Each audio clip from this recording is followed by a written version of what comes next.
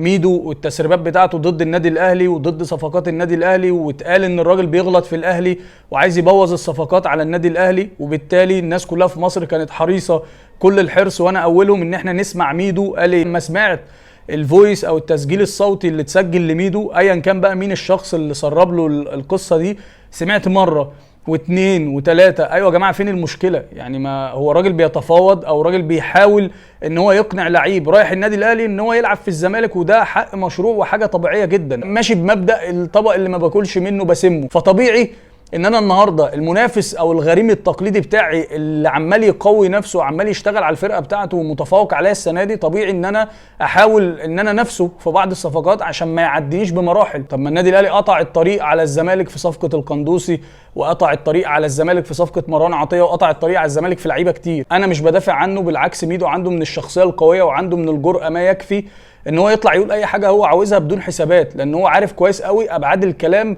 اللي هو بيقوله سواء السلبي او الايجابي ايا كان. هو عنده من الخبره الكبيره ان يبقى عارف كويس قوي بيخاطب الناس بشكل عامل ازاي. اتوقع ان اللي نزل التسريب ده لميدو لو كان عنده حاجه اقوى من كده تدين ميدو شخصيا كان نزلها وما عملش اعتبارات لاي حاجه. الموضوع كله مجرد شويه سبايسي كده على الصفقه بتاعت رضا سليم، لكن خلاص رضا سليم زي ما اتكلمنا من بدري لعيب في النادي الاهلي بشكل رسمي، والنادي الاهلي ما شاء الله عامل ميركاتو عالمي وشغال بشكل كويس جدا سواء على المستوى المحلي او حتى على مستوى اللعيبه المحترفين، وتعلم من الاخطاء اللي وقع فيها السنوات اللي فاتت.